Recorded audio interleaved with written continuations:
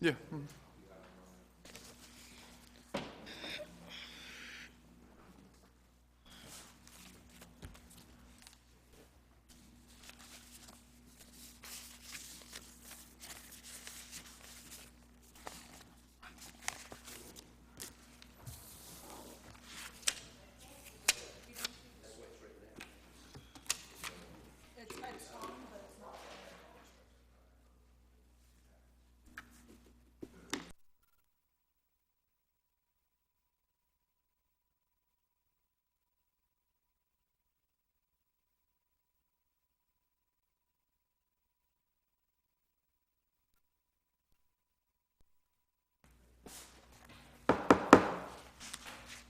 Good evening and welcome to the Housing Committee meeting. Today is Tuesday, April 10, 2018. Please join me for the Pledge of Allegiance.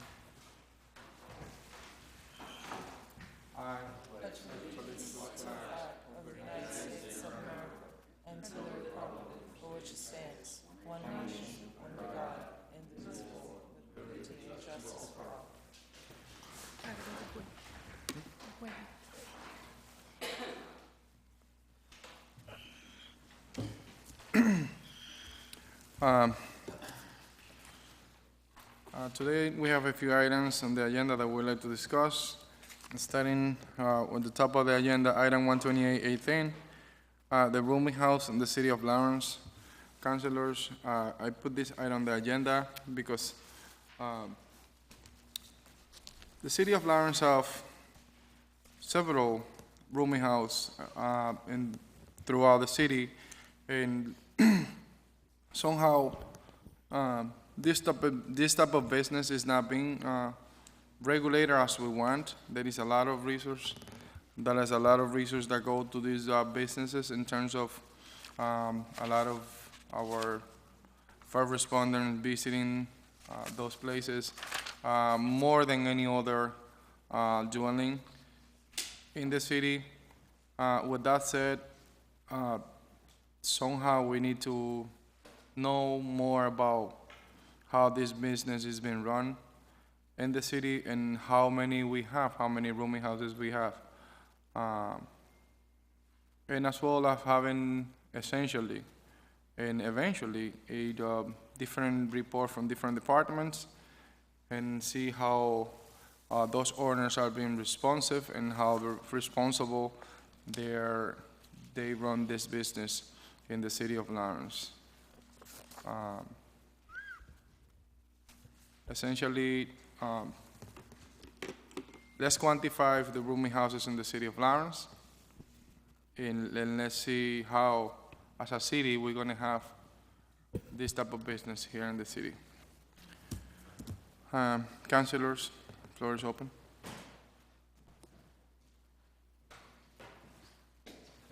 Councilor Levy. Mr. President, at this point, do we know how many rooming house do we have in the city? We do not, and that's something that at least this body does, or myself, don't know how many we have, and this is essentially what we would like to have, different, we would like to quantify it, we would like to have some type of regulations for this specific business, what the laws allow us as a city, and what we would like to see in the future with this type of business. So who's going to be responsible for giving to us like information on how many rooming house that we have, who are the owner of those rooming house, and how we be able to create all those regulations that maybe is in your mind right now?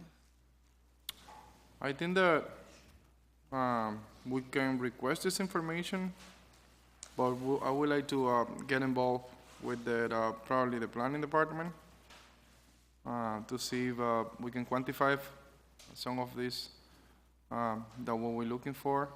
Essentially, we would like to see amount of rooming houses we have, how we're gonna deal with them, if it is a situation, how we're gonna proceed, and so far so on. There is a lot of different things that we can do we currently have a good example of one of the rooming houses in the city of Lawrence, which is 77 Union Street, I believe it is.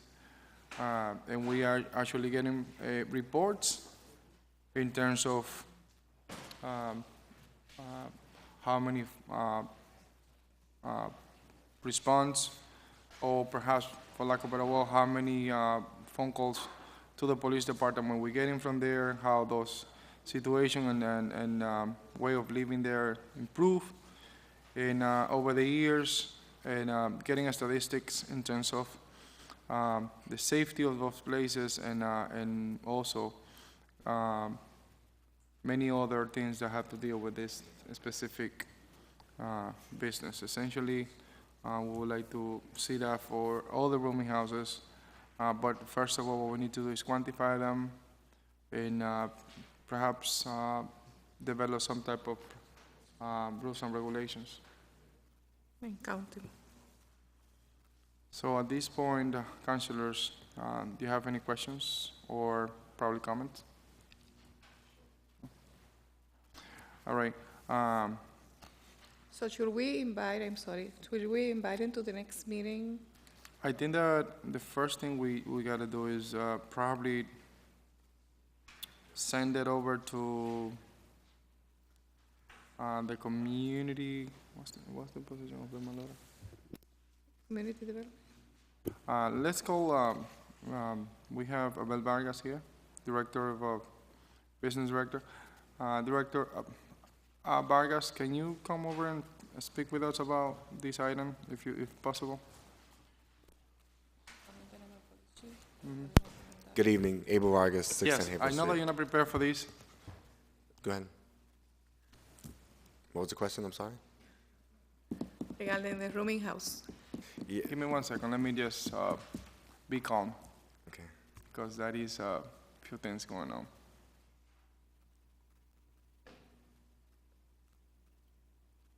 Yes, Director, thank you for being here, and I know that you were not invited for this item, but essentially that having different conversation with you, I know that we are on the same set of mind for this type of situations. Essentially, what we would like to do with this rooming house situation in Lawrence is not to get it under control, but at least quantify the amount of houses rooming houses we have, and somehow trying to develop rules, regulations for this type of business that we have in the city of Lawrence. Obviously, looking forward to what the laws allow us in the state of Massachusetts in terms of regulating this type of business.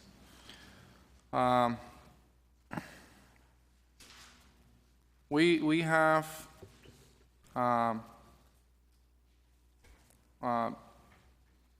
perhaps we have different rooming houses that operate in a different way, but from the city perspective, how we actually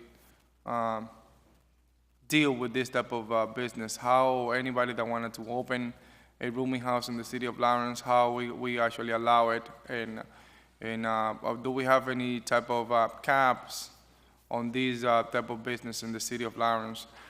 Essentially, we would like to see or develop something like a report that quantify those, and probably any type of recommendations that allow the city to regulate this business, and any type of idea that come up and have these type of policies in place.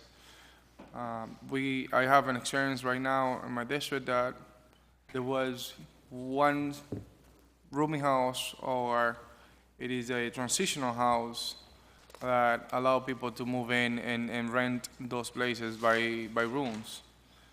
But I didn't know till I visited them, and there is a lot of the neighbors have concern and complain about those, but I mean, it has been in business already. So, do you know by any chance how many rooming houses we have, or we have how many? Oh, perhaps how those pop-ups like that in the neighborhood? I'm not necessarily well equipped to appropriately answer that question. If the question is being posed of how many rooming houses are on record, I could go about gathering that information. Yeah. It's really. Essentially, I know that you have no information right now, but Right. essentially, eventually, Sure. we would like to develop some type of report on those type of. So what I could do is I could gather some information from our inspection and services department to gather how many rooming houses exist in the city, and I believe that there's a process and some level of oversight that the city has in place. I think there's licensing associated with being able to manage and own a rooming house. But I could gather that information and send it out to the counselors by email if that's something you'd like. So, for me do you to think that we can have some type of partnership between the planning department, inspection of services, and the city council to develop some type of policies in case that we don't have, or perhaps modify the policies we have in the city of Lawrence to type of somehow regulate this type of business? Is that a possibility? That's something I would have to consult with the director of the Office of Planning and Development, Teresa Park, to get some her feedback and the direction she'd like to go in. But it's worth a conversation with her so that we could get a little bit more clearance on what our role is and what capacity we have to provide you with the support you want and deliver the product that you're looking for. But we could have a conversation with her if that's something you're interested in. Yeah, definitely. I mean, a conversation is something that we need. Currently, we have a special rooming house in the city of Lawrence that we get a report every year. And that's something that I would like to see, essentially, in every single one of them. Not as extensive as the one that we received from South Union, but perhaps something similar from different departments. But the first thing I think that we need to do is know how many we have and which one are the most challenging one to deal with. But the first thing to do will be perhaps have a conversation and understand what's the extent of the issue. And I highly appreciate your input about this. Appreciate it. Thank you. Thank you. Councilors, can I get a motion, if possible, to send this item to the inspection of services, the planning department, Teresa Park, to gather information about this specific item in terms of how many rooming houses we have and what's the process in place right now? Make a motion. There is a motion on the table. Second in discussion. Discussion. Could you read again through you the motion? What is the motion exactly? The motion is to send correspondence to the inspection or service, planning department, And Teresa Parks to and see how Teresa many- Park at the planning department, and to gather information in terms of how many rooming houses we have, and, oh, we do have information tonight about this. All right, yes, how many rooming houses we have, and so far, so on. So, I would like to extend the mic to our chief of police to talk about this item.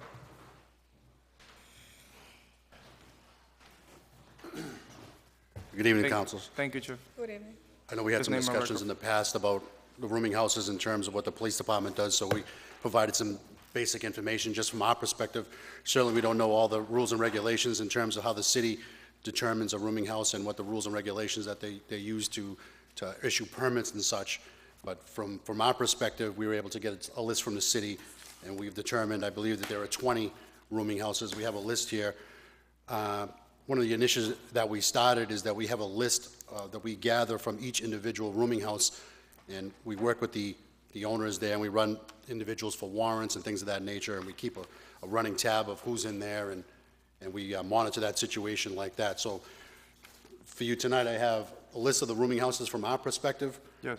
and also the calls for service for each one of you, 2016, 2017, and 2018.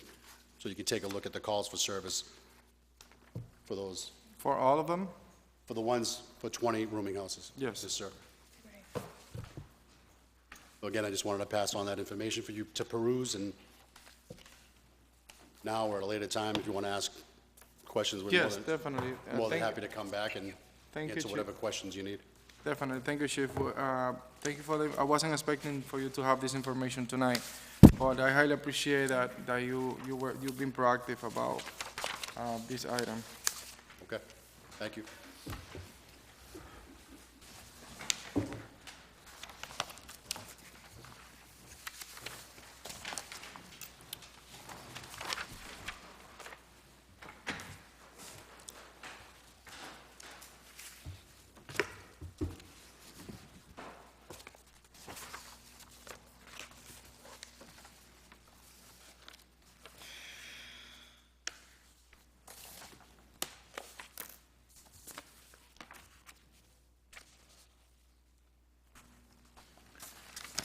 So there is a motion on the table to send correspondence to the Planning Department and Inspection Service in regard to this item. Discussion?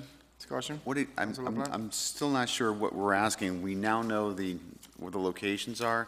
We now have the number of incidents. What exactly are we asking for from those other departments? Essentially, what I would like to do is getting the amount of rooming houses that we have in the city of Lawrence and treat every single one as we treat 77 units, which is in your district. So essentially, the same then, that's what we're looking for. And develop rules and regulations in case that we don't have it. So I don't think that we should be treating any of the ones special, just because they're in one location or another, but essentially, that's what we're looking for. So just so I'm clear, you want ISD to have the incident report, fire department incident reports for each one of these? At this point, what we're looking for is the amount of rooming houses we have. The police department have it.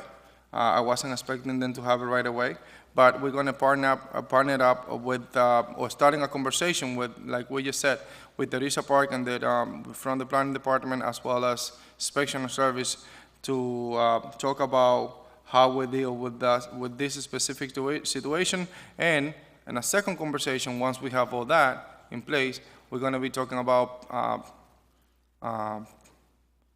rules and regulations for this type of business, rooming houses, and as a third conversation, we're gonna talk to the police department and every first responders that we have in the city of Lawrence to get a report as they do with 77 Union Street. So just so I'm clear, the motion is to send a letter to Inspectional Services / Teresa Parks for her to provide what exactly?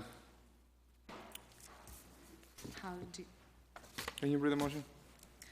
send a correspondence to Teresa Parks and the Planning Department and Inspectional Services to see how we deal with the situation and developing regulations for this business in the police department to get continuous reports on each of the rooming houses. So essentially, we're just inviting her to have a conversation on this matter. Is that, am I understanding that motion correctly?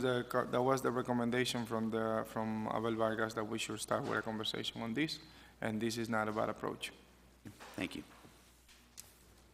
All right, all those in favor, please say aye. Aye. The ayes have it.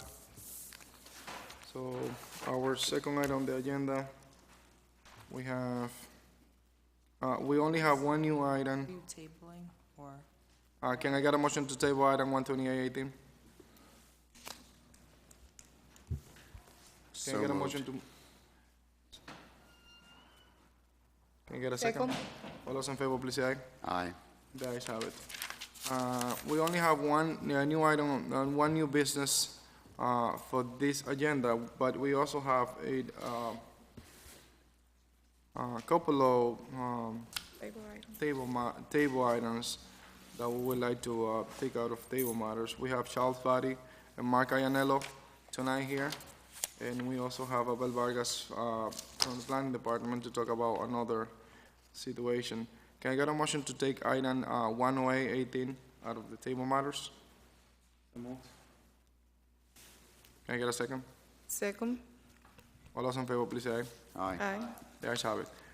We have Charles Body and Mark Iannello tonight to talk about item 10818, which is the review of the Museum Square parking easement agreement with Jackson Street Housing Associate.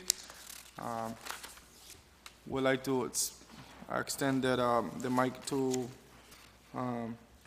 Charles Body, our city attorney. Good evening, councilors. For the record, Charles Body, City Attorney of the City of Lawrence. Councilors, this, I'm not exactly sure why this appears on the agenda or what the objective is, other than the fact that from time to time, it is an affront to realize that the city is paying constantly for the upkeep and maintenance of this parking garage, which is used by the adjoining Museum Square apartment complex, and the city gets absolutely no payment from that complex. I might also add, in addition, that the operating organization of Museum Square Apartments does collect a monthly fee from its tenants for rent. The problem with our ability to recoup any funds from this stems from a contract that was entered into by the City of Lawrence with the developers of Museum Square Apartment back on June 16th of 1987. I know that actually it's dated May 15th of 87, but it was signed on June 16th of 87. I know councils have received a copy of this because there was an inquiry made 2 or 3 weeks ago for a copy of the agreement, which our office, the City Attorney's Office, holds. In a nutshell, this is not the first time that a recent City Council has attempted to address issues arising from this parking garage. The parking garage itself is in disrepair. It has spalling of some of the concrete in it. There have been problems from time to time with the pass card system, the electronics and the technology that run it. It is a garage which we are constantly clearing of snow in the upper level. This year we had particular damage to the trees down below and so forth. So all in all, it is a liability and an expense to the city. However, in 1987, when there were investors looking to develop the former mill site as Museum Square Apartments, the city entered into an agreement in order to provide the necessary off-street parking and to make that project viable. The city entered into an agreement with the developers whereby the city would put in some funds, the developers would put in other funds, and the developer of Museum Square Apartments would not make any actual payments towards the parking lease until some future date. In other words, they were going to fund some of the construction. We were going to fund the balance of it. We were going to do the work. We were going to own the building. And after a certain period of time, when that project, Museum Square Apartments, got up and running, then when certain conditions were met, they would start to make payments to us based upon a schedule. The most important thing here is, I know the councils have a copy of the contract. I believe you have it this evening. The copy that you have, unfortunately, is difficult to read because it's copied from my copy, which I made the mistake of highlighting years ago. So your copy comes out with black through the most important language of all. But basically, the Museum Square Apartments were required to reach a level of what's called substantial operating stability. And substantial operating stability is defined in the lease agreement. Substantial operating stability is defined as a period of 1 year where the parking garage makes a profit. Back during the Lantigua administration, I'm going to say it was approximately 2011 or 2012, that parking garage was in dire straits. And we, knowing that we needed help, because at that time the city was $24.5 million in the red, we didn't have the money to undertake the repairs. We reached out and tried to get voluntary contributions from the owners and managers of Museum Square Apartments, and they refused. Subsequently, we notified them that if they didn't pay us something and agree to cooperate with us, we were going to shut down the passes. So any one of their tenants who had a pass, anyone for whom they were from whom they were collecting rent payments for the parking spaces, we would discontinue their passes. They would not be able to use the facility. They took us to court. The hearing was held in Middlesex Superior Court, sitting at Woburn, and basically the city was ordered to, even though we hadn't done anything yet, ordered to not implement any program that would in any way impede with the access of the tenants of Museum Square Apartments to the parking spaces that are the subject of the agreement that you have from 1987. As part of that litigation, we, the city attorney's office, or in this case it was I, because I was dealing with this case, required that Museum Square Apartments provide us with, I don't remember exactly, 10, 15 years worth of their audited financial statements so that we could look over their records and we could then determine whether they actually had shown any profit. It would come as no surprise to anyone who has a little business sophistication, and certainly will come as no surprise to this council, that when we looked over those audited financial statements, each and every year was a loss. Why it was a loss, there could be various reasons, but of course when you're running an operation such as that and you're paying salaries to your own employees and things, there are plenty of different ways to increase your operating expenses so that you don't reach a profit. That was the situation. At one point in our office, we had perhaps 10, 15 reams of paper from their accountant with all their financial statements and tax returns and so forth. We did look them over. I think at one time, Mr. Iannello, the finance director, was here with us, and he also looked them over, and it was determined that based upon our initial review, a somewhat unsophisticated review, that they weren't showing a profit, and in order for us to get a true sense of the business management practices and what was going on and whether there was actually a profit that was somehow dwindled away, we would need to hire the services of forensic accountant, which were funds that we didn't have. So, long story short, the city has been ordered not to impede the residents of Museum Square Apartments from using the facility. The facility continues to be a burden. It is a losing operation for the city in the sense that the revenue stream is fairly good. However, it doesn't cover operation, maintenance, repairs, and the like.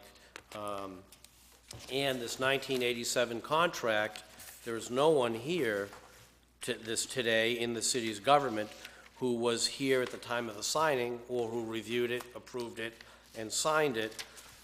Yet nonetheless, it is a document which 30-some-odd years later still binds us to a very one-sided agreement. We got what we bargained for, which was the redevelopment of that vacant mill space into both luxury style and affordable housing back in 1987, but we didn't get anything other than that in terms of remuneration to the city for the expenses that we incur 30 years later to keep their tenants parking off-street. So, in a nutshell, that's not a nutshell, that's a very lengthy dissertation as to the history of this particular lease and this site, but that is a rough synopsis of where we've come over the past 30 years, from the inception of this lease to 2011, 2012, where we challenged it and tried to take some very aggressive action after some very negotiated pleading for cooperation. We took some very aggressive action, and we were thwarted because this agreement binds us, and the financial statements support that they don't have to pay at this point in time, 30 years later. So, in summary, in 31 years of operation, they have not made a penny from that facility. Not a penny that we can look at, prove, and then force them to pay us.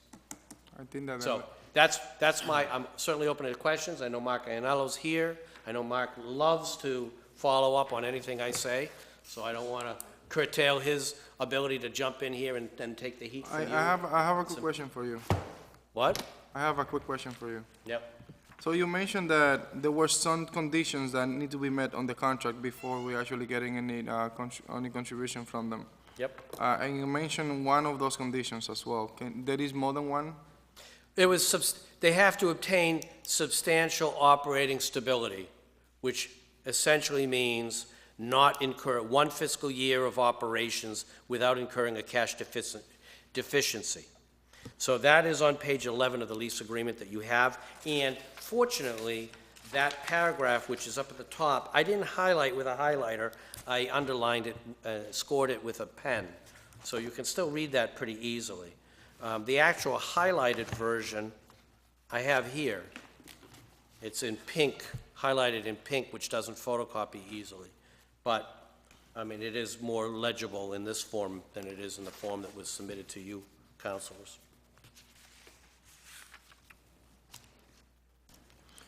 So, does your office have looked into this contract more than just when we sue the company or the Museum Square apartments since 2012? I was not aware of this contract because it was from 1987. We had to look in our old archive files for it. It came to my attention in 2010. I have a letter here from October 14th of 2010 that I submitted to the management service. It's Boston Land Company Management Service, Inc., requesting audited financial statements and tax returns for Jackson Street Housing Associates, LP, Boston Land Company, Inc., and Tremont Ventures, Inc. from 1987 through 2010. So that's what I actually asked for, 23 years of audited tax returns and financial statements, and I did get them. So, have your office, so essentially you were looking for an audit on their finance, correct? I'm sorry, I'm looking for what? Essentially, you were looking for an audit on. Yes, looking for their audited statements to show that they were indeed making a profit. And it doesn't show anything. No, it shows they're operating at a loss. Wow, unbelievable how they've been losing for 31 years. Mm-hmm. Still in business. Yep.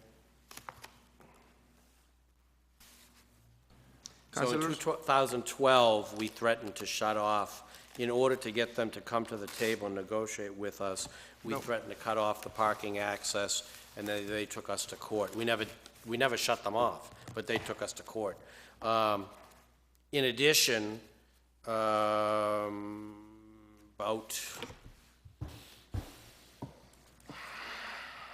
6 years ago, maybe, they were looking to refinance their deal and renovate the building. As you may recall, they had a section of the street blocked off with scaffolding for several years. I shouldn't say a section of the street, a section of the sidewalk. And at that time, they were amenable to coming back to us in exchange for our cooperation and support. They would have come back to us and renegotiated this agreement. But it was all contingent upon them receiving certain subsidies, whether they were state or federal, I'm not sure, but they were looking to put together a package that made it an economical, viable project for them to come in and redo, renovate the entire building. There was a change in administrations at the state level, and that opportunity was never realized. So in turn, we never renegotiated with them. But that was, it was maybe 6, 7 years ago. Early 2014, okay. Yeah. So we actually invite them over to come over here tonight, but I don't see any of them here present. Councilors, there is any questions for the city attorney? Councilor Payano? No, just a quick statement. So it wasn't that you looked over the audits, they looked fine, but it was, when you guys looked it through, it wasn't something in-depth, and it doesn't sound like we hired an outside agency that's more focused on that to really take a look at that. We did not. Mark Ianello did at- Well, they- at one point. They did have audited financial statements. They were audited by a CPA firm, so. Okay, so Right. No reason for us to do another audit, but is there a parent company to this LLC? There were three companies involved, and I don't, at this point, 7 years, 8 years later, I don't recall the relationship, but there was Jackson Street Housing Associates LP, which I believe is the owner, Boston Land Company, Inc., which I think is either a co-owner or the manager, and then Tremont Ventures. I think all three of them have some sort of an ownership interest. And that's why we asked for the audited financial statements from all three of them. So we got, not only do we get 23 years of audited financial statements, which you can imagine from one company is pretty large, we got it from three different companies. Okay. And again, I'm not, listen, if I were good at math, I wouldn't be doing what I'm doing. So I'm not a finance guy, but we did take a look at them, and Mark looked at them as well. And, they, from an accounting standpoint, they're sensible. So at the moment, you don't see any avenue that would get them back to the table, or sort of like any legal avenue that we could take that would get them back to the table or help us change this agreement? I might have some ideas, but it's I think, perhaps imprudent for us to discuss them as part of an open meeting. I think that would be a matter for strategy, perhaps for litigation. I would not want to telegraph ideas to them by Makes sense. virtue of discussing them in an open meeting. Makes sense. Thank you, Attorney Bonnie. Councilor Levy?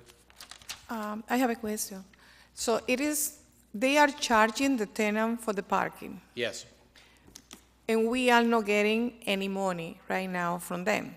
we have never gotten any money from them. We have never got any money from them. But it's not a way for them or for us to get, instead of them getting the money from the tenant, that we should charge the tenant for the parking? Well, that was what we were trying to, I think that was one of the things we were trying to accomplish. We were trying to take the monies that are being paid for parking as part of their leases and get those attributed to our expenses for maintenance. But it wasn't, but we don't have, they can charge whatever they want for parking. And it's The nothing- bottom line is, our agreement isn't with the tenant, our contract is with the owner, and the owner has no obligation to pay us anything. And we are not a third-party beneficiary, per se, of their rental agreement where they're paying so much rent. Because here's what will happen. If we started in one fashion or another attacking or trying to tie up those parking payments, they will just remove the parking payments entirely and then just up the rent by $35 per month or whatever the parking arrangement is. there is a provision in the easement for them to charge parking and keep it. It's provided in the easement right agreement. here. That's why we can't get it as well. It's also Un- detailed in the easement. They're still showing a loss and they're collecting these funds, Just to- arguably. The easement goes on to say that they can only charge parking for their tenants. They can't use their parking spaces that, I think it's 276 that's allocated, and charge lawyers trying to use the courthouse. They have to just charge their tenants, but whatever they take in, they get to keep, and that's per the easement. Councilor Bayani? It just sounds like it was a really bad contract. I don't know. I who would these hope people that were when they I were- wouldn't have approved it. I would hope, Yeah. but I don't know.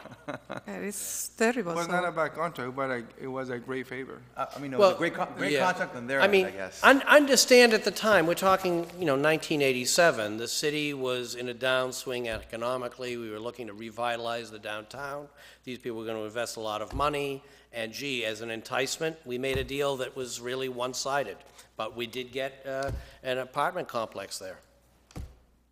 We may not like the deal, 31 years later, we may not like the taste of the deal that we made, but at the time, perhaps the people who were authorized to make that deal found it to be very enticing. And let me tell you something. It's not necessarily that we don't like the deal. It's just that we don't see anything from it. I mean, I don't like the deal. You may not feel that way, I don't like the deal, but like- It's I didn't not- make it either. If it's any consolation, we didn't pay for the garage either. The garage was paid for by Mass Housing, state grant was provided to the city for the 75% share, and then Jackson Housing Associates paid the $1 million for the 25%. So we didn't pay for the building, but we're unfortunately stuck with not generating a lot of revenue to repair that garage.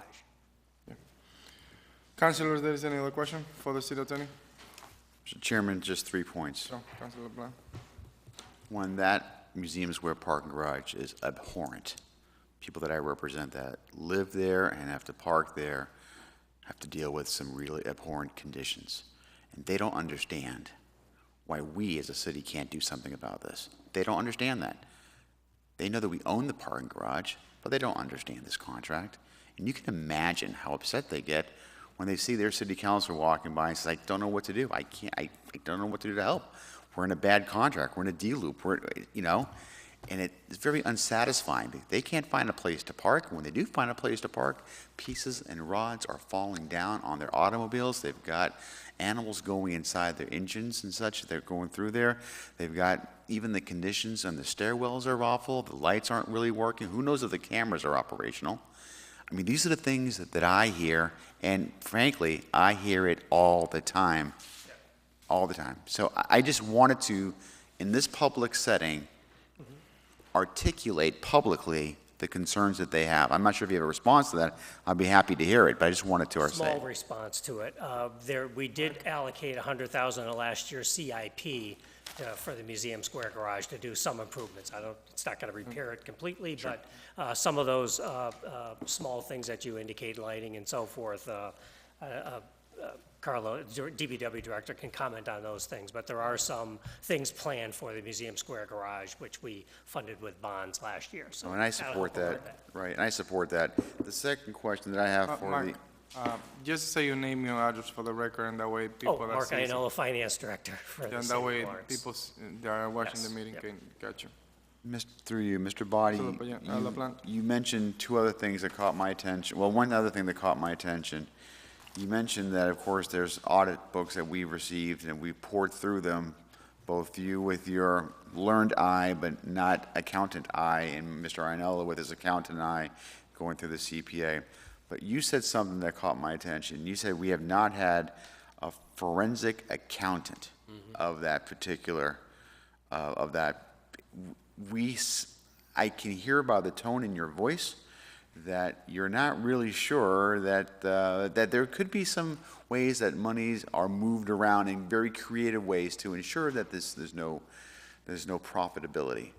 And perhaps, if I understood you correctly, perhaps we had someone who could pour through that with just a dedicated eye to find that, you'd say all of a sudden, hypothetically, of course, somebody's salary one year was $60,000, but the next year was $95,000. That happened several times.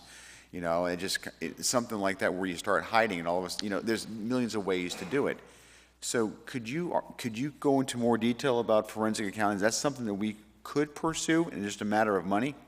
We discussed whether there was enough value in hiring a forensic accountant back in 2012-13, whether it was worth our investment to hire a forensic accountant to investigate and come back with an opinion as to whether, there's been some accounting that might show that there was a profit that, because of accounting practices, is now a loss.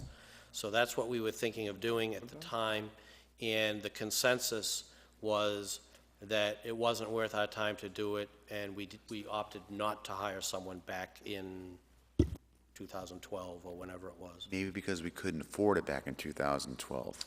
It may have been that, among other things, yeah, but whether there's, again, that's something Mark Iannello would be better to address, simply because having audited financial statements, et cetera, he would know whether there's possibility. Make one comment regarding that. They did have audited financials done by a certified public accountant.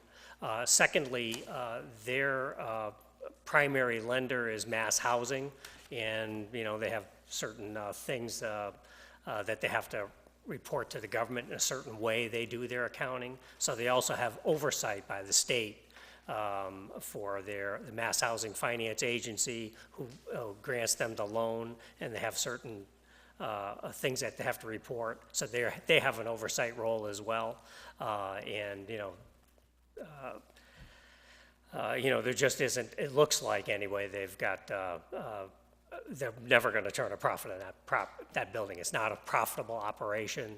Mass Housing in 2014 was interested with all the staging to provide additional lending to that outfit to make it viable or keep it viable.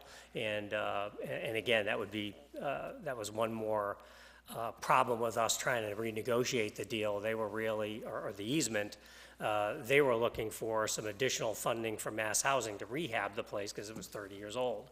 And Mass Housing to provide additional funding when they're having trouble meeting their interest payments as it was, I think was problematic. So that's why we had a very difficult time getting the owners and/or Mass Housing to help us redo this easement. Thank you. And my last point, and I realize the chairman put this on because he's just worried about the financials, et cetera. I'm more interested, and I'm interested in that, but I'm really interested in the people that live there. I'm interested in seeing their living conditions. I'm interested in knowing that that they have a place to park and they're parking safely. In that regard, Mr. Bawdy, if you don't mind, I've got a tangential question. This past weekend, there were some people parking in handicap parking, did not have handicap parking placards on their vehicle. We own the Museum Square, correct? Yes. Does our police department have lawful authority to both ticket and/or tow those vehicles in the Museum Square parking garage? Yes. And in fact, I think it's a $300 fine now. Okay. I just want to make sure that there was some question regarding that when I did talk to the police department over the weekend, and I just want to make sure that we're all clear that that is a lawful exercise if they are in violation. Thank you. Public parking and it's ours, yes. Thank you. I have a quick question for you, anybody. Yes. In the contract, have you find anything on there that says that we need to maintain the name Museum Square parking lot? No. No, because that might be the confusion of a lot of people in the city of Lawrence, thinking like that belonged to that building specifically because of the name of it. Well, And probably, as well, that could be related to I the think issue that happened it's during the weekend. you're treading lightly on a topic that I think is worth discussing offline. Yes, no problem. Yeah. Just wondering. Yeah, no, that's very smart, yep. Mark Iannello, can you take the mic, please? Thank you for being here tonight in regard to this item. Mark, so we have an operation for 31 years that has been running, and according to what they're saying, they haven't got any profit on that location. So do we get a yearly report in terms of their operation financially every year that says, yes, we don't have any profit and that's why we're not paying? The last one was, I think, in 2010 or 2012. So we should since ask for an update. 2012, we haven't received anything from them, we just take their word?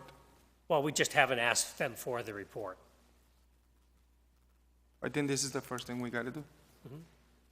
Well, I think we should ask for an update since the last set of financials that they sent. Because, I mean, we are, I'm probably wrong, but I mean, are we assuming that they don't have any profit since 2010? Mr. Chair. No, yes, Councilor Payano.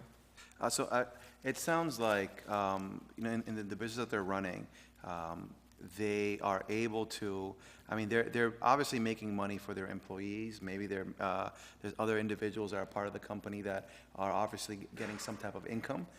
But through accounting purposes, they are able to say that it's at a loss. With a building of that size, there's probably different ways to increase your operating costs, so that even if, potentially, I mean, it sounds like maybe they are operating at a loss, but even if they weren't operating at a loss and they wanted to operate at a loss, They can make it happen. they could do that. So, I mean, I think you could order for their financial statements, but I don't think that you will find anything in there. But we definitely, I think that there might be other things that we can do offline to sort of further that discussion and see if there's some other strategy in place. One of the things that I think was great as part of this discussion is learning that a few years ago, they were willing to come back to the table if they had money from the state to, rebuild or some of the things that are going wrong with their property. So that's even that, I think, is a potential option that we could sort of look through. Yes, yeah, okay, I got you. Mark?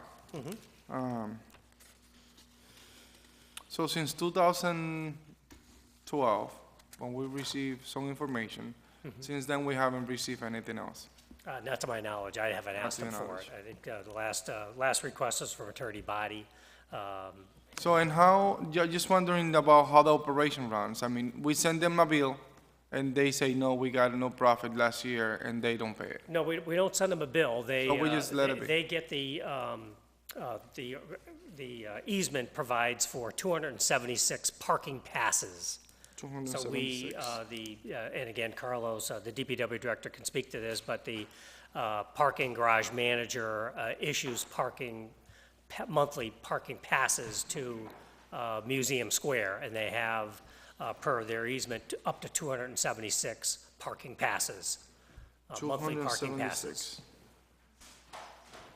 And there's 412, or 440 spaces per the easement.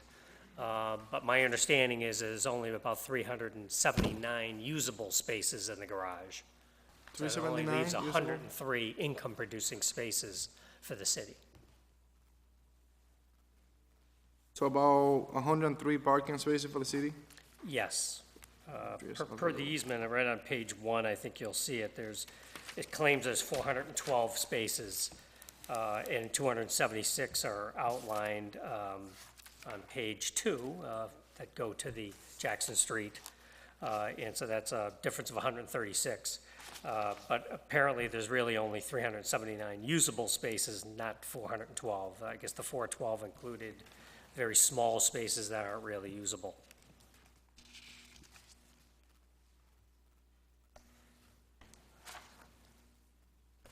So far, they have about 276. Do you know how many they use on a monthly basis, perhaps? Do you have that I information? know That's fine if you don't have it. I mean, I don't have it, but the parking garage manager, because they change, people move out and they cancel a card and then they have to create a card for a new tenant. So that's kind of how it works. The cards are specific to the tenants. I'm gonna ask you a question that you probably don't have the answer, but I would like to just to have on the record. Do you know how much money in property taxes they pay? No, I don't. You do not? Okay, no problem. Just And wanted I to put it in imagine, perspective you know, in terms of the contract. I imagine they have this is probably at least a 30-year agreement. It might be, I think 40-year agreements are generally properties like this. I think it's a 121A property, and I think it's a 40-year agreement. So they have a tax deal, but as you get to the later years, they should be paying, there may be some taxes in there. The tax portion gets a little larger as you get So to that the does- end they of have the a tax break? arrangement. Yeah, there should be a tax payment. Can you collect that information for us, please? I'll ask the assessors for it, sure. Do you want us to make a motion for that, or you can collect that in good faith?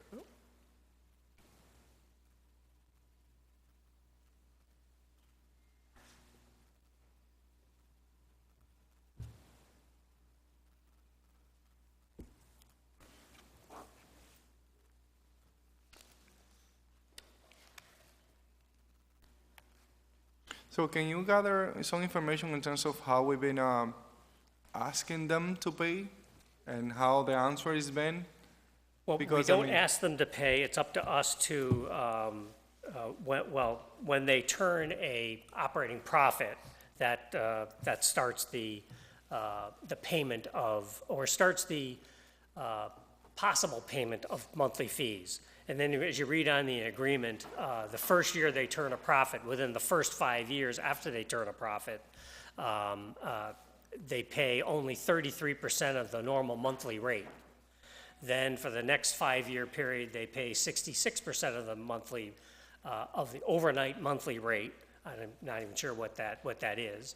And then after 15 years, 15 to 20 years, I think they pay the 66%. And then after that, then we get to now charge them 100% of the overnight monthly parking rate.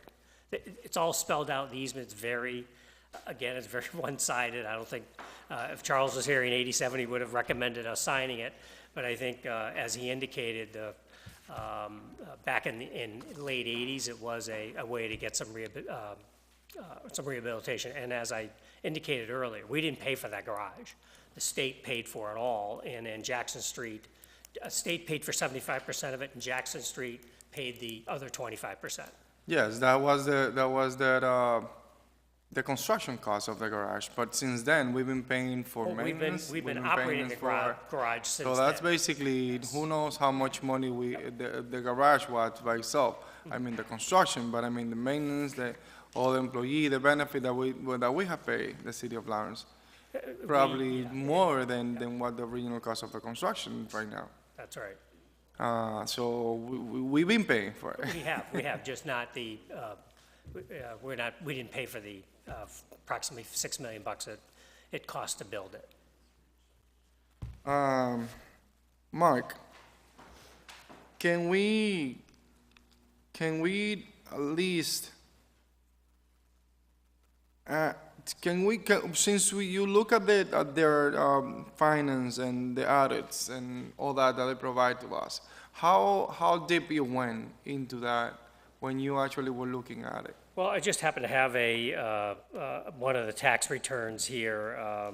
It was for 2004. I don't know why I had that one, but there's it's the entire CPA audit with the opinion letter and the financials. And in 2004, they showed a loss of, an operating loss that year of $1.3 million. 1.3 million.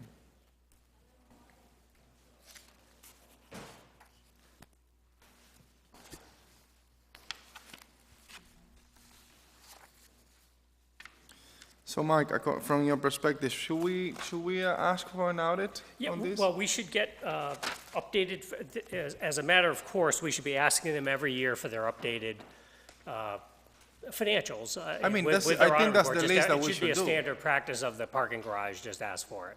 So we'll see if we can get DPW to ask for that every year and get it as part of the file. And if they have trouble getting it, Charles can certainly get it from them. So since 2012, we don't have any documentation, and then we got, for the first 28 years, something like that, we have all that information. Yes, the And, law department obtained And those years. from looking at it, it doesn't show that there is any profit.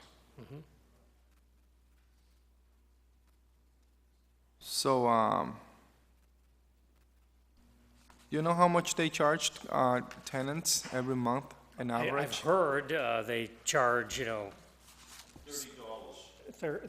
or more. I've heard a little higher than Per that, month? but, I heard don't think it's the from- same for every tenant. They might be a two-bedroom pays more, or whether you have one pass or two passes, one car or two cars, I imagine but, our normal fee, I think, is $65 per month if we charge the public, $65 a month, I believe. And they pay between 30 to 50, something like that? Could be. Well, if they were to turn a profit and start paying, they would be paying a reduced rate for a number of years before they finally got to 100% of the monthly rate. From your perspective, not looking at the, well, we have to look at the legal easement for it, but there is any recommendation that we should be looking into? I think when we had everybody at the table when the Museum Square wanted to refinance, and Mass Housing was involved in helping them refinance their operations, they can improve those apartments because they were 30 years old.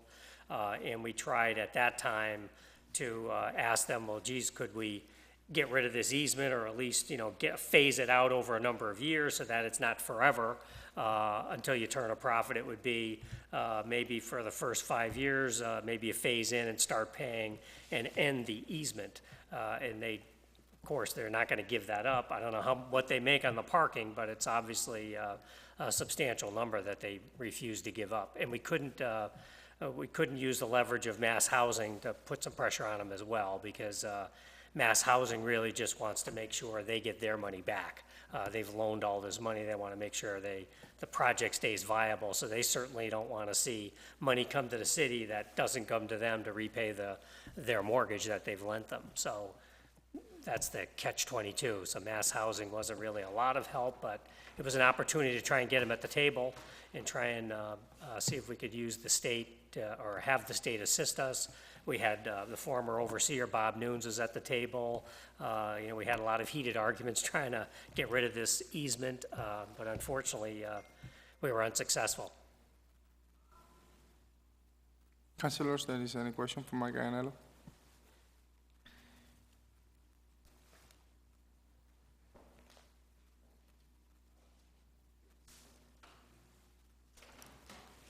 Levy? I have another question right now.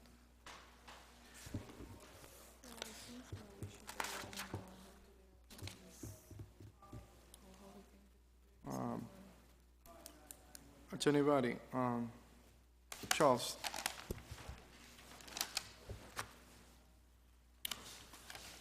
There is a possibility that we can get the state of Massachusetts involved, perhaps the state auditor. Ask them to take a look into it. I think that we could do that. What's the legal way to do this? I think we could Promotion. send a letter. We should probably put together a joint letter. I think it should probably come from the mayor, but a letter that incorporates both the legal aspects as well as the financial aspects, and then send it and ask them to review the materials. Should we do this to send it to the mayor, or make a motion to send information to Susan Bump? Well, I think as the executive officer of the city, the mayor should be the one to do it. I also think that because of his connections with state officials, it's wise for him to do it. I think that the letter needs to be drafted by someone other than the mayor, so to that extent, my office and the finance department can put something together. I think the appropriate way might be to ask both the finance department and the legal department to discuss it with the mayor to see if he's willing to support it and sign the letter. I don't think you can order the mayor to make the letter. No, definitely, But I not the think it's intention. wise to suggest it, and I think that certainly we can support it at the department level. Councilor, can I get a motion to send correspondence to the mayor to consider sending to consider to send information or to ask for an audit to the state auditor to take a look into this? So moved. There is a motion on the table. Discussion. You second it? Yep. Properly second discussion. Councilor Levy.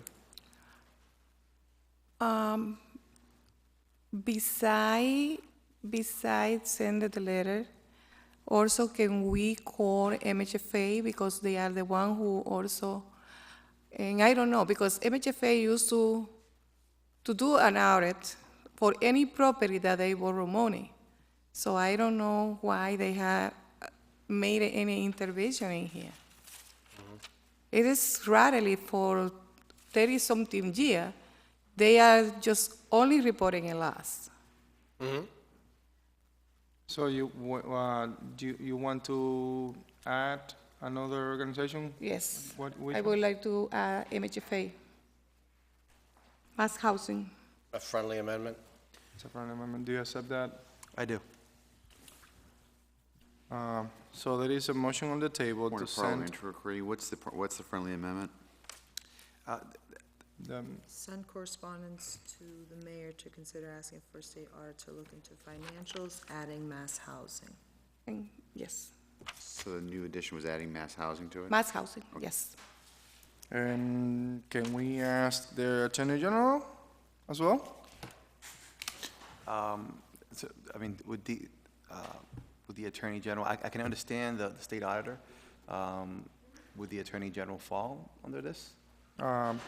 I don't know, let's allow them to take a look at it to see if there is any legal thing that they can do about it. Yes, I have no problem adding the Attorney General's office in, as a friendly amendment. Discussion? Councilor LaPlante? So just so we're clear, we're sending it to the state auditor, and the presumption is if the auditor says we're going to look at it, that means they're going to look through all the various books and CPAs to see what? To see if there was a error, a mistake, some sort of movement of monies around that a law, what's the best case scenario for the city that the city auditor could find? Councilor Payano? Well, I think, actually, So, I mean, so, Councilor I'll- Payano. yeah, thank you, Mr. Chair. So what I would say is, you're adding another pair of eyes to it. If there's somebody, I don't know the likelihood that the state auditor would say, I'm gonna take it on, because they have, so many other different projects. But if they choose to, they have a lot more resources than us, and they have more individuals that have an expertise in looking into things like this, maybe not exactly this situation. And I don't think it would hurt to ask. No, that wasn't the question. So the question was, what's the best case scenario for the city? Certainly, I agree with everything that you just said. Pair of eyes is great. I could have other people look at it too. But there's a reason why we're going to the auditor. They have certain powers and authority, certain jurisdiction. So through that power, authority, and jurisdiction, and I'm not saying we shouldn't go for it. I just want to know what the best case scenario is in that scenario. I mean, Mark, do you have any take? we're sort of kind of imagining what could happen, but if they were to say that in one of those years, there actually was a profit, or if they were to show that they are, I don't know what the legal term for it is, but, essentially not being true to their word and are creating a deficit for the purpose of there being a deficit for this particular contract, then I could see how that would change the entire litigation process. I can see that too. Councilor LaPlante? I don't know what to add to that. I mean, I just, the funds that are involved in this project, looking at the audit report, and there's mass housing involved. There's a federal housing development action grant, a HODAG grant program funded through HUD. So there's a responsibility to comply with those requirements. And they have, I think there's one others, and then the rental housing development action loan program contract. So they have several requirements, I guess, that they have to follow from who they borrowed money from. So I imagine the state auditor, could perhaps take a look at the Jackson Street to see. I'm not sure what we'd ask her to do, but something involving the easement and Jackson Street Limited Partnership, and perhaps any of the finance. statutes, yeah, and the finance thereof. That's the most important thing right now. So my point is, I'm going to vote in favor of it. I just want to manage expectations. If we go back to my constituents and tell them that we're going to be doing this, I don't want them to think that just because we're doing this, we're going to find this silver bullet and all of a sudden there's going to be this malfeasance. So we just need to manage the expectations and saying we're just essentially what I'm understanding here is it's just due diligence, just checking off every box, looking under rock, just making sure that everything's been done. But realizing, based on the information that we heard this evening, that it's going to be unlikely that we're going to find something. But you never know, and we're just going to go through this process. Well, the only thing that we haven't get is any money in 31 years. If we get a penny, we're getting more than what we're getting in 31 years. And this is the expectation we should have in the city of Lawrence. Yes, there is. We're getting nothing right now for 31 years. People, hear it. 31 years, no money from that garbage. That's our reality, bottom line. All those in favor about that, all those in favor, please say aye. Aye. The ayes have it. There is anything else on item? What do you want to do with the item? Huh? What do you want to do with the item? Table, Yeah, I didn't get a motion for There is anything else on item 10818, councilors? Can I get a motion to table? Motion to table. All those in favor, please say aye. Aye. The ayes have it. We have Abel Vargas. Can we get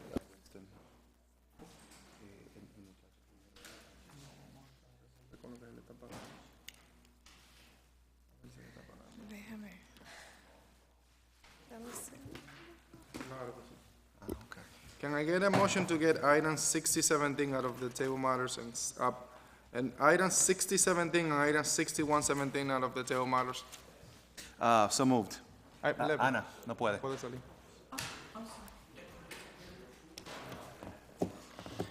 Can I get a motion to get item 61 So and moved. 6017 as a package and out of table? So moved. Second. All those in favor, please say aye. Aye. The ayes have it. Item, we have Abel Vargas from the planning department here tonight to talk about item 6017 and 6117, which is the disposition of 370 and 372 Exit Street. I already have the floor. Thank you, councilors. Abel Vargas, 610 Haverhill Street, Economic Development Director. Point of parliamentary inquiry, is there a motion already on the floor? We already took it out of the table matter. Is there a motion underlying motion on the floor? Is there a motion to approve? Is there a motion to disapprove? Is there a motion to send up without a recommendation? Is there an underlying No, motion? there is not. We take it out of the table matters and we're discussing the issue. Thank you very much, Mr. Chairman. I already have the floor. Thank you. So, this item has come before this council on a number of occasions in reference to the disposition of two parcels on Exeter Street, one being a 5-story, 20,000 square foot building, and the other being a roughly 8,000 square foot parcel. The disposition, we went through a RFP process, and the purchaser that was identified was a nonprofit, Greater Lawrence Community Action Council. Through conversations with this council, there were some reservations on some of the specifics associated with the disposition, and this council felt that we could better position ourselves to protect the interests of the city going forward. So in response to that concern, I drafted, with the help of the city attorney, a document that was emailed to all of you. I have copies here if you'd like. I don't know if you have them in front of you, but I have additional copies. Yeah, we've received that information. It's essentially what the documents, it does three things. It does more than three things. One, it says that the property has to remain taxable in perpetuity, assuming the property stays in the ownership of a nonprofit. It references making sure that the property owner complies with zoning ordinances and provides sufficient parking for their tenants. And it notes some specifications on setting a preference for the tenants that will live there, making it so that they are people that are deemed underhoused or people that are doubling up per the definition set forth by Lawrence Public Schools and Greater Lawrence Community Action Council. There's other language in the document, which is some of it, much of it is standard language that we would use on any memorandum of agreement. But the specifics that you'd like to look at are in the section 1, where it references conditions of the sale.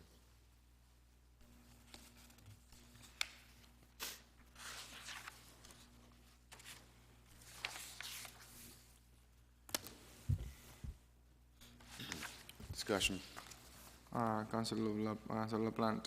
We've hashed this thing over through this is our fourth meeting, I think. I have nothing new to add, so I'm not going to. However, this is one, well, that's not true. I have two new things to add. That's just a question. If this thing doesn't go through, have you ever considered veterans housing for this place, number one? And number two, if it doesn't go through, have you considered over 55 housing?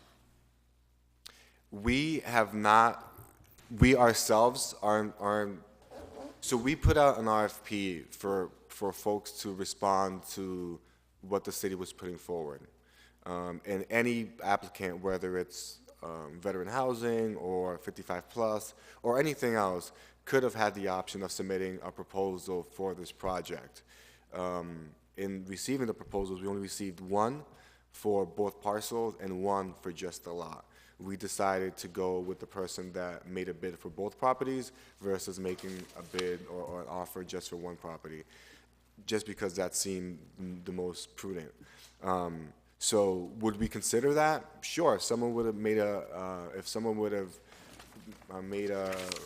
submitted an RFP with that noted, we would have definitely considered that, and it would have made it a much harder decision, but that's not what occurred here. We have one bidder for the property at 505 and two bids for 372. So my last point is, I think I've heard a lot, and I want to thank you, through you, Mr. Chairman, I want to thank you and the developers. I know it's not been easy to come here every time, and it can be frustrating. This process is not always friendly, so I do appreciate that. Having said that, I'm not going to, I don't believe I'll be supporting that this evening. However, I would be, for the reasons I've mentioned so many times prior to.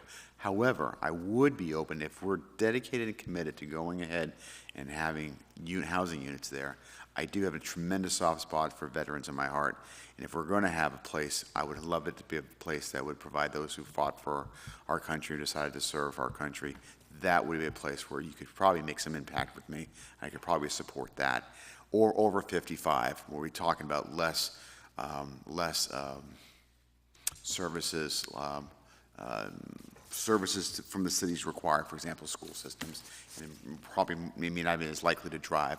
There's less of issues associated with an elderly component as opposed to a younger component. So those are things that I think that I could work with the administration on if we were to go in that direction. But I just want to be upfront with how I feel about this proposal. Thank you. Point well taken. There is any other councilors that would like to add to this item? Mr. Chair? Councilor Payano. I'd like to make some amendments to the memorandum of agreement. You want to make that as a form of a motion, or you want to talk to them? Yeah, no, so I'd like to make that as a form of a motion. And just to direct all of you guys, it's the part agreement, part one, sales, second to last paragraph where it talks about the restrictive covenant.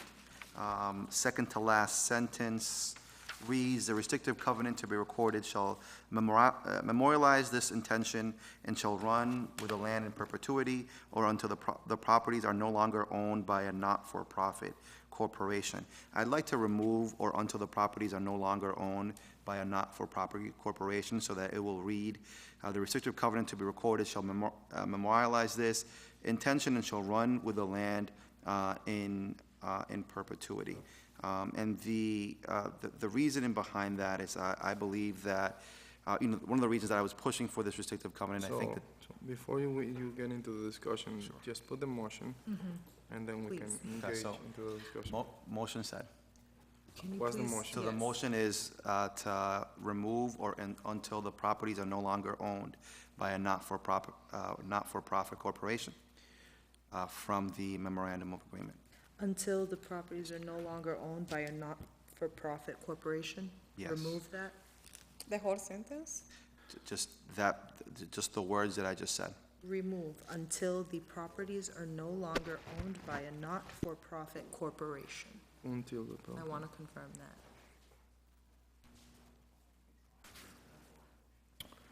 All right, there is a motion on the table. Mr. Chairman, There is a second. discussion. There is a second. No, I didn't second it. There is a second. Councilor, you willing to second that? Second. Second the motion, discussion. So we're just dealing, Councilor thank you. Are we LaPlante. just dealing with this one amendment to something we haven't even put forward as is there an underlying motion to send this up to the council favorable The recommendation? motion is to remove until the property are no longer owned by a non-for-profit corporation. Just to remove that part out of this specific paragraph. So, this is, can I make a recommendation? I know where the author wants to go. and We're you can- discussing it. You can so- do however you want to do it. I would, if the proponent of the amendment wishes to see that included, maybe the sponsor of the amendment can make a motion to send this up to council with favorable recommendation, then include that as part of the motion, and include all your motions in there. Right now, we don't have an underlying document, all we have is a motion on this one small section. Councilor Payano. Councilor Payano. Thank you, Mr. Chair. So I would see this is part of the document. I understand that. So if I was in your position, and I would just say, I like to make a motion to send this document up with a favorable recommendation with the following amendments. The first amendment is dealing with this, the second amendment is dealing with that, this, and that. You can do it that way, or you can do it one at a time, but it's a little, we don't have an underlying motion right now, we just So took an let's- amendment, but that's fine. Just a recommendation. Well, we're discussing this, so, Director Vargas, you get the motion? No, I understand. I understand the position of Councilor Payano. You know, what I will say is that we have the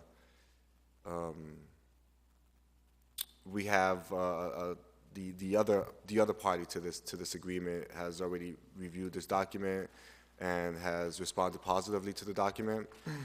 Yes, but I mean, the document's gotta be as part of the, Yeah, part of the vote.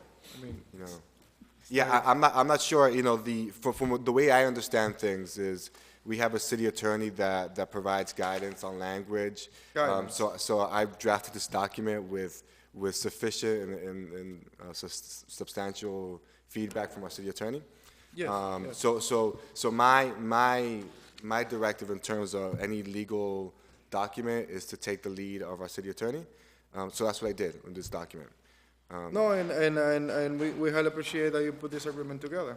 And, the council would like to, remove that part for a reason. What was the reason specifically? Can you just make it, Sure. I mean, so the reason that I asked for a restricted covenant is to ensure that, I mean, throughout all these conversations, I think the fellow councilors were saying that there's, especially at the beginning when we first started discussing this topic, there was a fear that potentially in the future, this property might be used for other uses than what they're saying that they're currently going to use it. So 5 years from now, they were to decide to convert one of the floors into sort of like a programmatic nonprofit use, or all of the floors. So the reason I asked for a restrictive covenant at the last meeting or the meeting before that was sort of to address that, to ensure that no matter what happened with this property, we would ensure that it would stay that people will be paying taxes on it. You know, I think if that's the purpose, then I don't see there to be a reason for us to add until the properties are no longer owned by a not-for-profit corporation, because that means if 10, 15, 20 years from now, GLAC decides to sell it to, you know, someone else, and that individual decides to sell it back to a different nonprofit, then as it looks, that restricted covenant would not apply. It would be removed without a vote from the city council. so there is a motion on the table to remove until the property are no longer owned by a non-for-profit corporation. Councilors, there is any other discussions on this specific motion? Mr. Chairman, listen, this is probably going to go through. Councilor LaPlante. If there is an unlawful aspect of these motions, we're not going to know this at this point. We don't have the guidance of a city attorney to know whether or not this is or is not a lawful, essentially, amendment. I don't know that. So this could go up, and it could go before the city attorney. All these things, I think, have to go. I'm not even sure if it's got to go to the Secretary of State's office. It's not an ordinance. But I don't think so, but. I agree. So, we're going to want to have someone take a look at this as well to see what the impacts are, even after we get this So, motion through. So, anyway. Yes. That's significant change. Well, This don't body, agree with it, it's just significant, this that's all. body, the housing committee is going to recommend the full council and a specific, decision that we have made, or a position that we have taken, as a recommendation for the full council to vote on it. Once we have that information in front of the other city councilors, Okay, we're gonna have the that's final fine. vote. So, In the meantime, we have a motion to remove that specific sentence out of this contract for a reason, and it's a reason that is a fair and legitimate reason. So I'm gonna call the question. If there is anything that this council would like to add, any council member, or anything that Director Vargas would like to add to this discussion.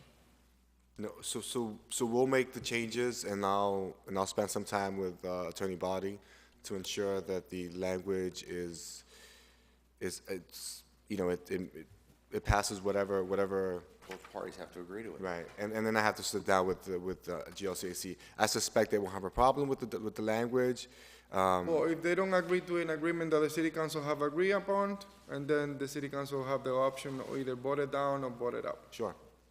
That's something, I mean, that the city council gonna have the, final voting and the final vote. All right, so I'll update the document to reflect that change, and bring it before this council, if you're willing to send it up I mean, they are to the the, full council with Yeah, I mean, however you please. I could have the document updated and reviewed by the appropriate individuals, and I could report back on the responses at that Right. point. all those in favor about, all those in favor, please say aye. Aye. Roll call, please. Councilor Payano, Aye. Councilor LaPlante, No, Councilor Levy, No, Councilor, I vote yes. So we didn't make So it any fails. decision on this. So the motion fails. Maybe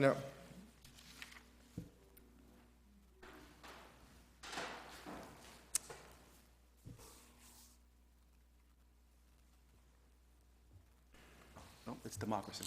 Democracy, yes. Councilors, we have a document in front of us. We request all this information to have this possibly moved to the full council. Do we have a motion in place? There is any other questions about this specific document? Mr. Chairman, I just, Councilor LaPlante? listen, I've been on the other side of this, the committee levels before. I would recommend to the sponsor of the previous motion to have a conversation with the city attorney, make sure it's lawful, and maybe return at the full council level with an amendment if you feel strongly about it. So you would like to No, I'm not. reconsider your I'm vote? just commenting on the matter in general. If it is no motion, Another I mean, I bite. don't think he will be able to make those changes. You can certainly talk offline. Just a discussion. Sure, Councilor LaPlante. Thank you, Mr. Councilor Chair. Payano. Thank you, Mr. Chair.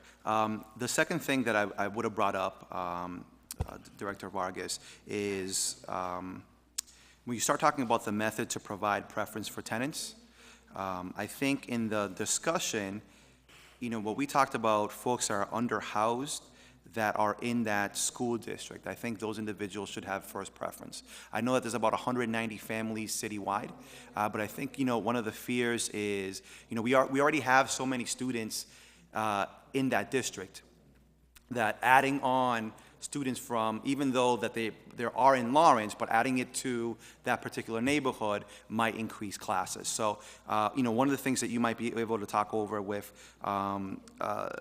those folks is giving first preference to those folks, to the individuals that are within that school district, and then maybe second preference to those that are underhoused outside of, I'm sorry, not school, outside that neighborhood. Does that make sense? No, I understand. I just want to set expectations. I think we could attempt to do that, and I'm not sure the level of success of that. But I understand that that the Frost may not have the same overcrowding issues as the Oliver may have. And if they're living in South Lawrence and they're going to the Frost and we're bringing them down here, that may create more of a problem than a solution. I understand what you're saying. But we'll So if you can look into that, Sure, that'd be great. sure. Okay. Ready to move on the motion. I'd like to make a motion that we send this document out to the full council without a recommendation. There is a motion on the table to send it to the full council without a recommendation. Second? There is a second. Discussion. Any discussion? Councilors? All right. I'm gonna call the questions to send it to the full council without a recommendation. All those in favor, please say aye. Aye. Roll call, please. Councilor Payano. Aye. Councilor LaPlante. Yes. Councilor Levy. Yes. And I vote yes to send it to the full council with no recommendation. Thank you. Motion carries. So just to be clear, there's no conditions put forth, right, on the language? Okay, thank you. But Mr. Vargas, I would expect that there might be some at the full council level.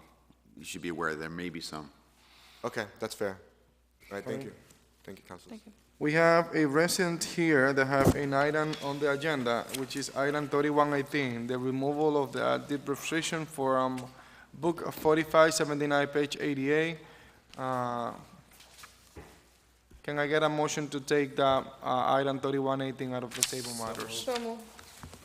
Second? All those in favor, please say aye. Aye. The ayes have it. We have, in front of us, we have a situation, we have a resident, Winston Almanzar,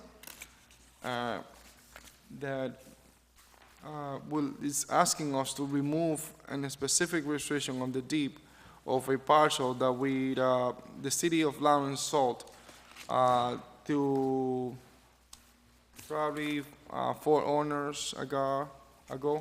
1995. From 1995, and to a,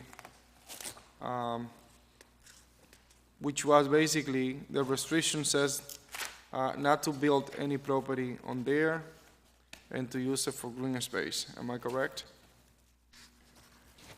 That's what the deed says now, but Yes. the full sale paper from the city says something else.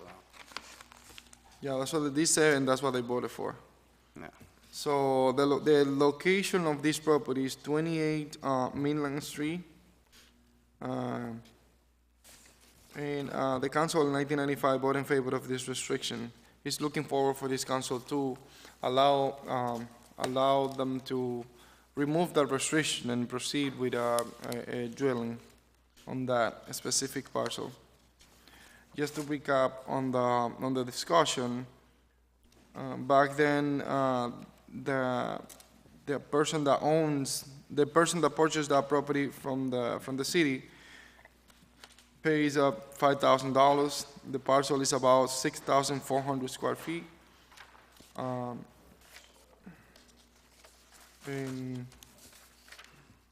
he's looking forward for us to remove that restriction out of that title,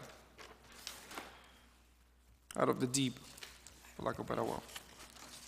Councilors, Mr. Chair? discussion, Councilor Payano.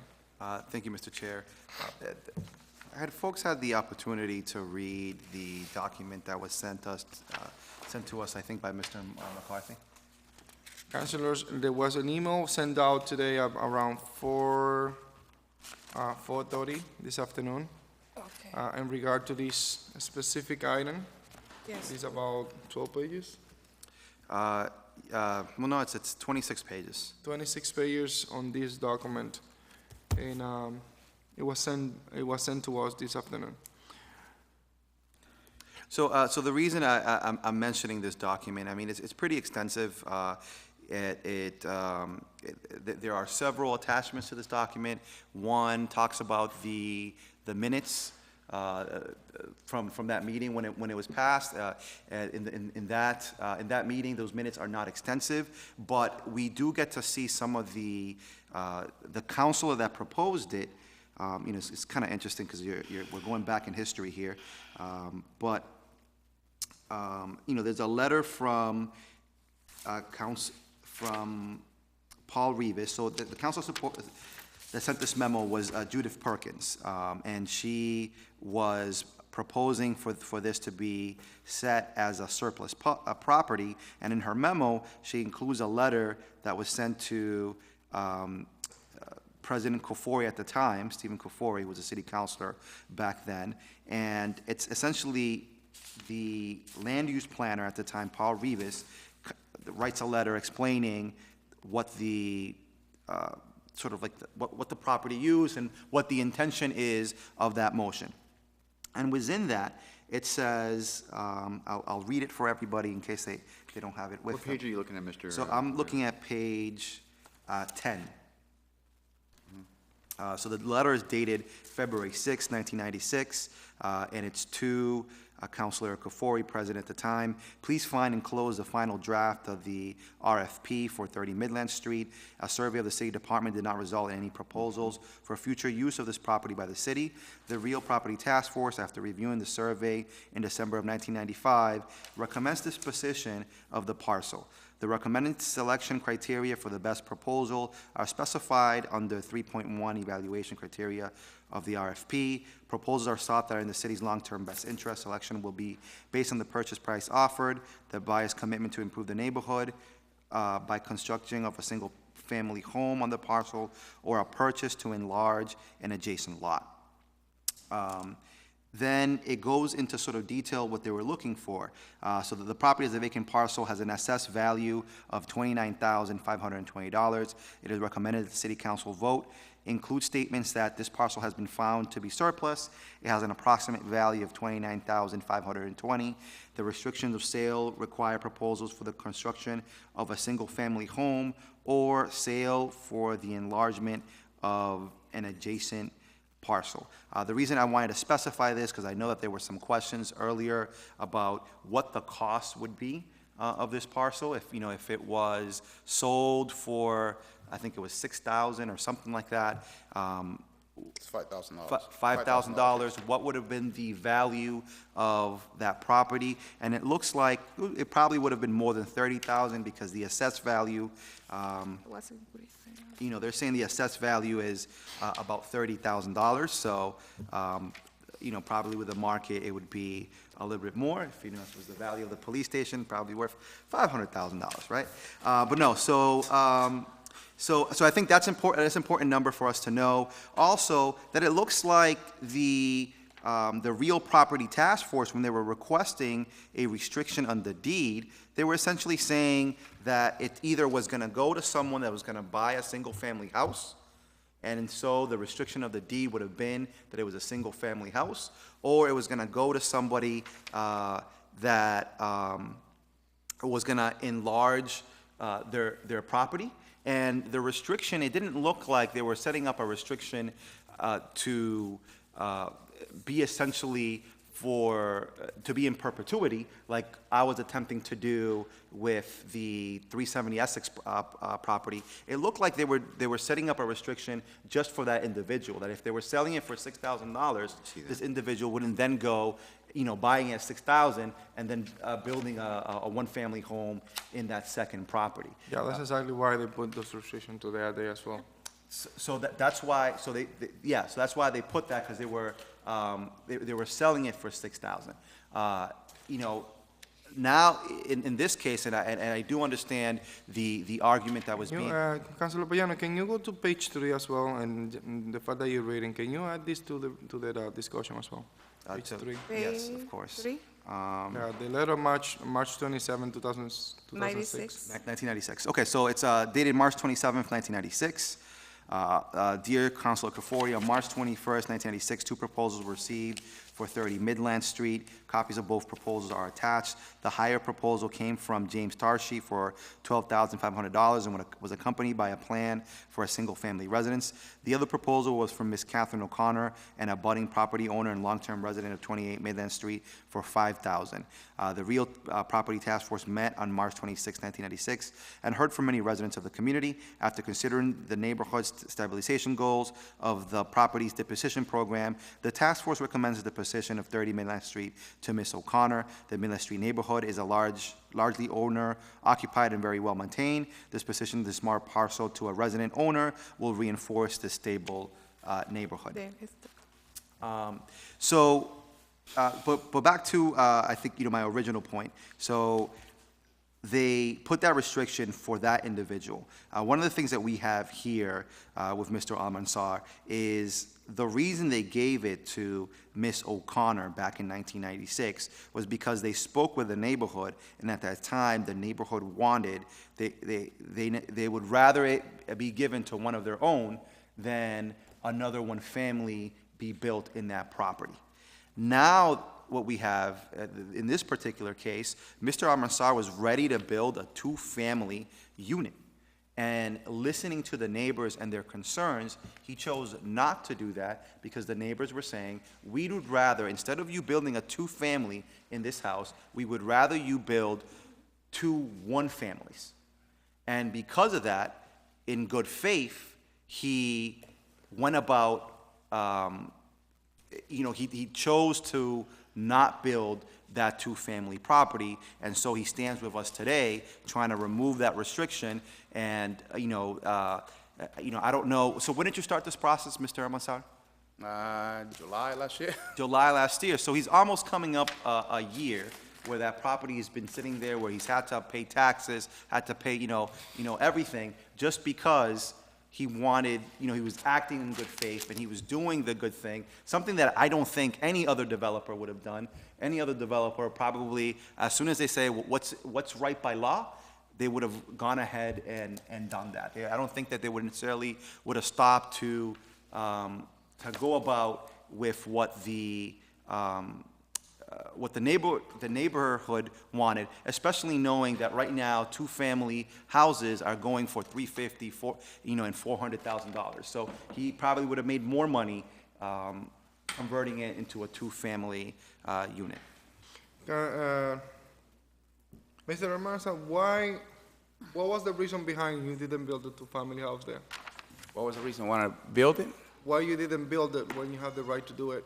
Well, Allocation specifically, not touching when I- the lot right next to it? when I proposed it, I brought it back to the zoning board, and that's when all the neighbors came and say, we'd rather see a single family. So let me ask you, do you have that, you were in a zone that allow you to build a two-family house? Yes, I had the on the square place footage. that it was a one-family house? Yes, I had the 9,600 square feet. I needed So 7,500. why did you go in front of the zoning board if you have that right? You don't have to go in front of the zoning board to get that allowance.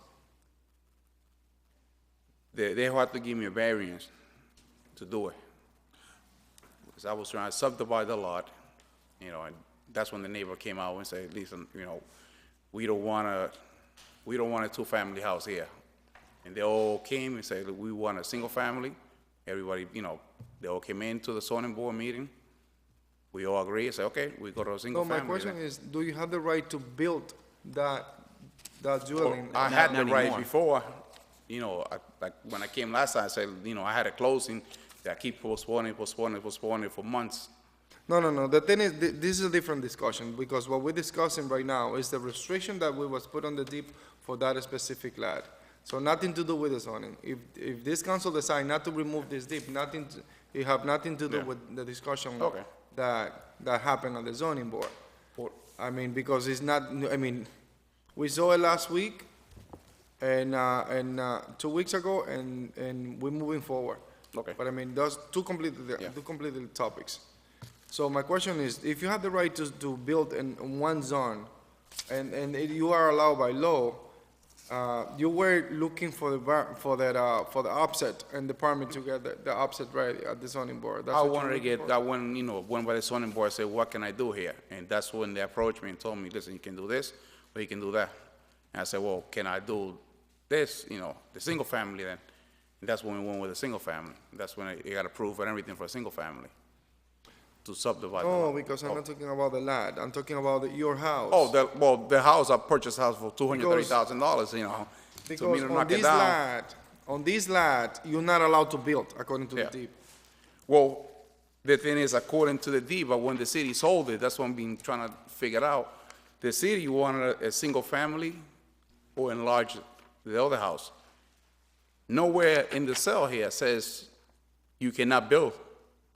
Those are recommendations. Those- Exactly what you have in your hands are recommendations. We got tons of recommendations from different departments. At the end of the day, what it counts is what the city council voted Okay. 20 years ago in 1996. That's what it counts. Those are recommendations. But this body take, this is different than what they recommend. Okay. So if the council back then voted in favor of this restriction on the book, probably another discussion took place, and we don't know. But dealing with the situation of your house, your previous house, you have the opportunity to build a duplex there, or subdivide it into two different houses. Yes. And you were not able to, for reason, there was the neighbors telling you not to, or the board told you not to, or I just want to get to the The neighbor bottom line. didn't want a two-family house. They wanted just a And single family. ultimately, who tell you not to do it? Well, the neighbor said they don't want a two-family, so, I couldn't go above then. Because, even if I own the land and everything, I cannot go above the neighbor because they come in full force, say, no, we don't want it. They oppose it. The board wouldn't pass the vote. So they passed the vote. Did you get a no vote on that, at the zoning board? If I get a what? Did you get a vote Yes, saying, no, you're not allowed? yes. It's I have it on in the zoning, in the decision. It says it all. It says it all right there, what they said and everything. I have it right here. So they oppose the, the two-family. They just wanted a single family.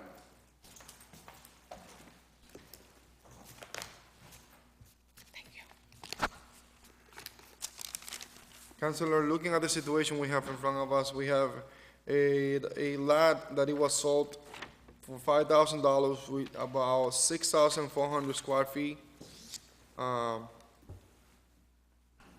22 years ago. And the owner of the parcel right now today, Winston's Almanza, is looking for this council to remove that restriction that do not allow the owner to build any dwelling on that property. Question. Councilor Levy. I have a question. When you got the lot, how many years ago? No, I purchased the house last year. You purchased the house last year? Yes, yes. And the lot, when did you purchase? It was part of the whole, You it are was two parcels in the deed. Okay. And when did you buy, you knew about those restrictions that's we're talking about? Never? No, because when I went to the board, once they approved and everything, that's when the board member told me, listen, before we get the permit, you need to get this restriction taken off. Otherwise, I wouldn't go through all the process, because if I would have ahead of the game, I would have known, okay, this is going to be an issue. Let me go through you guys first, then I'll go to them. So neither the attorney or whoever that you make the deal never told you about the restriction that you cannot build or you can have to use the land to expand or just to put a parking? I just, when I approached the land surveyor and I said, listen, I want to do this, and the whole process started. And after I got approved and everything, like 100% approved, that's when the restriction, And still Kim, you yeah. buy with a restriction? yeah. So you knew that restriction when you really purchased the land? No. What I'm saying is, when I approached to subdivide the lot, I approached the zoning board, fill up all the paperwork and everything.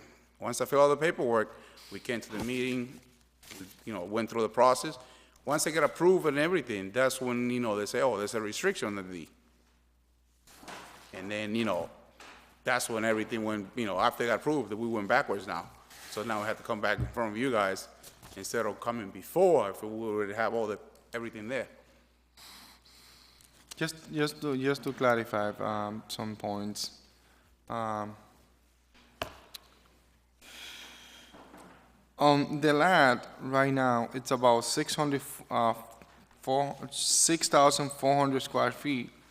When you go to the zoning board, to looking for variance in terms of allowing you to build on that specific land.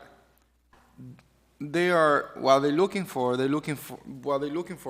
specific dimensions, and they allow you to build on there. But when it comes to the legal perspective, yes, he is allowed to build based on the size because he get the variance. But based on the restriction that he have on the deed, which is basically what we're discussing, he's not. So I think that the discussion should start here before he do anything with the, Right. with the zoning board. It went around, but at the end of the day, if we remove that restriction out of that deed, and then he's allowed to build on that property. Mr. Chair? Councilor Payano. I think you're right, and I think, Councilor LaPlante has said this multiple times. I think one of the things that we need to do is that we need to relook at some of these ordinances that revolve around zoning and figure out what is a better process to ensure that we are, we're part of the decision-making. From what it looks like here, it looks like, Mr. Amansal, why did you try to subdivide the lot in the first place? Were you trying to subdivide it to build your two-family and then sell off that? Sell the single family, yeah. Okay. And keep the two-family. So, okay, I see what you're saying. So you were trying to keep the one family, right? Basically subdivide it so that there was enough property so Both that in sides. that second lot, you could build a two-family. Yes. It wasn't that you were trying to make the one family into a two-family. No. Okay. I approached to get approval on the second parcel, which was, back then was 6,400 square feet. Now it's only 48 because, the board say go half and half, so the land, you have all the clearance, they keep, the old house has equal size lot, so, So now it's not 64. no, it's only 4,800 square foot. If you look at the subdivision there, it's only 4,800 square feet now. So the other house kept 48, and this one kept 48.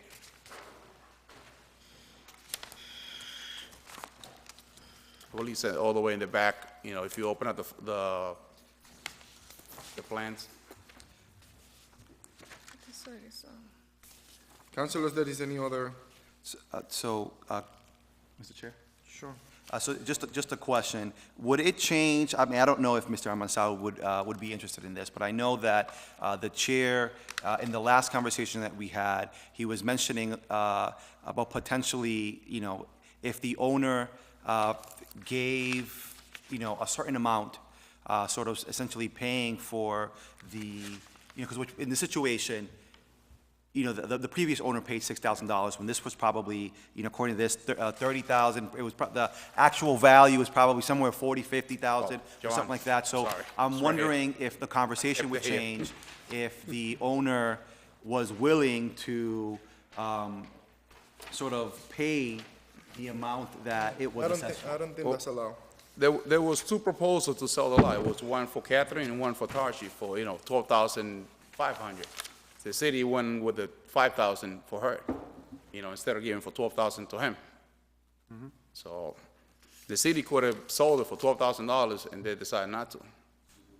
Yeah, the city back then decided not to sell that property for $12,500 and decide to add this restriction and only Yeah. take $5,000.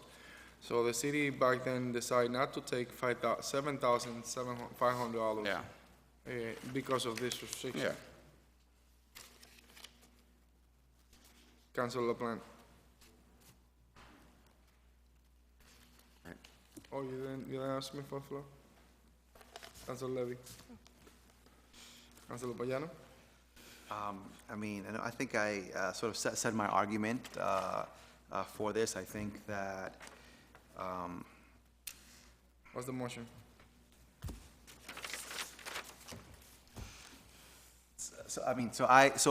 vote to send this up with no recommendation. Second.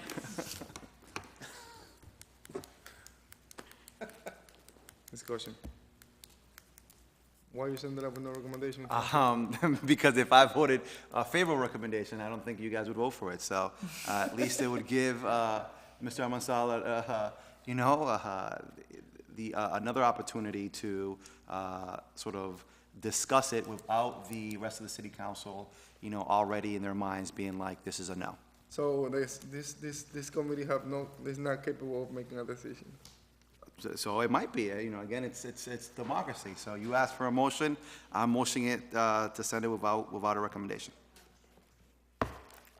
Well, council, just so keep it in mind, Yes, Almanza, Mr. Almanza, what's that? Mr. Almanza. All right, just to keep it in mind, now I only own just a lot, I don't own the house anymore, so I'm trying to find a solution with the city, work with this, and city be happy, and I can move forward, because it's been a year, and a lot of money, spent here. Councilor LaPlante? Yeah, just, the chairman asked a question. I'm still not sure I understand the answer. By right, what are you able to, what are you able to do? By right, what are you able to do on that property? Nothing. You can't do anything on that He on only that owns the parcel. lot now, part of the lot. But you can't do anything. You No, can't build no, on that. I'm It's trying an to work with unbuildable the lot city, at this yeah. point. This is why you're looking for relief, because it's Yes. unbuildable. And what the zoning board, and what you're willing to do, just so I'm clear on this, what you're willing to do is, if we go ahead and release this restriction, you can go back to the zoning board, and then you Get can my go ahead permit. and get a permit for another single-family house. That's what you're looking for. Yeah. And so what, I don't know, every counselor has their own thoughts on this, and I guess it's getting late, so I just want to make sure I'm clear. So I'm clear. Thank you. I mean, this is what the, Set. I'm set. We got police officers have been here since 7 o'clock or earlier, and it's getting late. Do we have an item? Are they here for a specific item? Yeah, they are. What item? I don't have it. No, a no, public not for safety housing, meeting. for public safety. Oh, yeah, for public Say. safety, yeah. Yeah. So, Mr. Councilor, Chair, we have a motion on the table? It was it was second. made and seconded. Yes, we have a motion on the table to send it to the full council with no recommendation. You mean with no recommendation, negative recommendation? Without a recommendation. Without a recommendation, okay. So it's, motion to send it to the full council without a recommendation. All those in favor, please say aye. Aye. Present. Roll call. Councilor Levy, Present. Councilor LaPlante, Yes. Councilor Payano. Yes. I will vote yes to send it to the full council without a recommendation. Thank you, Councilor, Mr. Almanza. all right, thank you. Councilors, can I get a motion to adjourn? So moved. So moved. All those in favor, please say aye. Aye. Aye. The ayes have it. Let me get the other.